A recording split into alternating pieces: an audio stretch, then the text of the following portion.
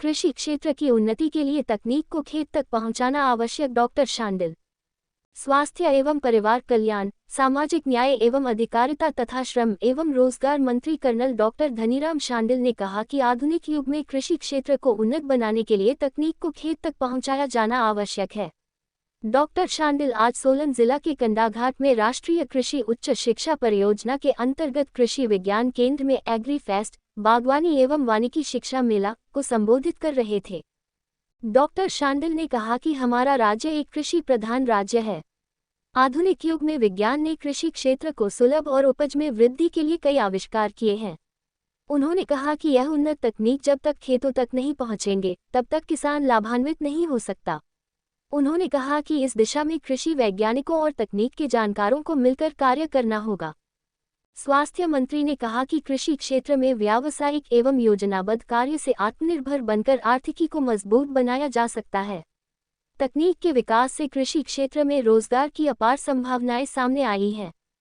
उन्होंने कहा कि डॉक्टर यशवंत सिंह परमार बागवानी एवं वानिकी विश्वविद्यालय नौनी को वर्षों की मेहनत से अर्जित कृषि तकनीक के ज्ञान को गांव-गांव तक पहुंचना चाहिए ताकि कृषकों को इसका लाभ मिल सके।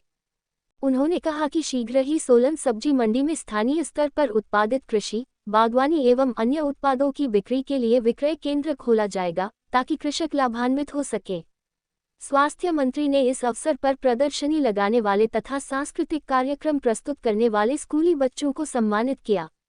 उन्होंने सांस्कृतिक कार्यक्रम प्रस्तुत करने वाले बच्चों को अपनी ऐच्छिक निधि से 21,000 रुपये देने की घोषणा की।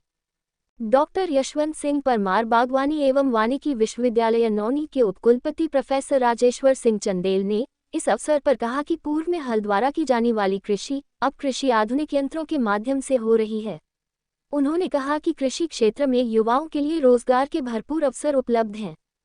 इस कृषि महोत्सव में 20 विद्यालयों के लगभग 250 बच्चों ने भाग लिया। एग्री फेस्ट का उद्देश्य बच्चों को पढ़ाई के साथ साथ कृषि एवं बागवानी के क्षेत्र की जानकारी प्रदान करना है। कृषि महोत्सव में स्कूली बच्चों और प्रगतिशील किसानों को उन्नत खेती के बारे में भूमि की तैयारी, बीज बोने से लेकर पौधों के पोषण, सुरक्षा और कटाई के बाद भूमि की उर्वरा शक्ति को बनाए रखने के बारे विशेषज्ञों द्वारा जानकारी दी गई। धारों की धार के प्रगतिशील किसान उद्यमी करण सिंह ठाकुर तथा एमेजॉन सीड्स के संस्थापक उमेश महाजन ने छात्रों को कृषि बागवानी उद्यम स्थापित करने के बारे में अपने अनुभव साझा किए। इस अवसर पर विभिन्न स्कूलों द्वारा भारतीय कृषि कमी से अधिशेष तक की यात्रा विषय पर प्रदर्शनी का आयोजन भी किया गया।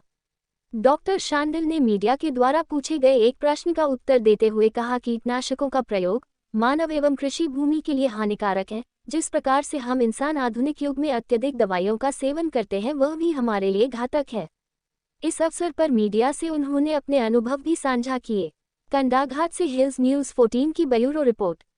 कीटनाशक का प्रयोग किसान लोग करते हैं अधिकतर, क्या कहेंगे इस विषय में? देखिए, वैसे तो हम इस बीमारी को ना ही लगाएं तो बहुत अच्छा। अनफॉर्चुनेटली क्या है, ये दोनों चीज़ें समझिए। आदमी, मैं तो स्वयं स्वास्थ्य मंत्री होकर इसको स्टडी करता रहता हूँ कि आज के युग में जितनी ज़्यादा दवाई हम खाते हैं ना, चाहे वो एंटीबायोटिक हो, इसका कितना दुष्प्रभाव मैं समझता हूँ।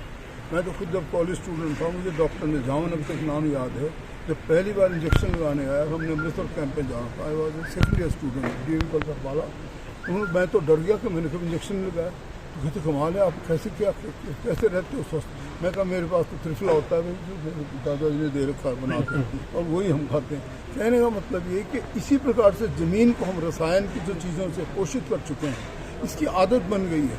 अगर जब तक नहीं करेंगे तो टमाटर के फूल ही गिर जाएंगे। तो कहने का मतलब कि इसी चीज़ को हमारा जो ये नौनी यूनिवर्सिटी है कोशिश कर रहे हैं। हमारे पहले थे यहाँ के राज्यपाल महोदय प्रोफेसर आचार्य देवव्रत जी, वो स्वयं एग्जाम्पल देते हैं। जैसे मैं बता रहा हूँ, उनके पास 3,000 एकड़ ज़मीन थी। उन्होंने कहा कौन सा मैंने 1,000 एकड़ पे प्रयोग किया स्वयं, और ये बताया लोगों को 5 सालों में कि ये उत्पाद जल्दी बिकेगा।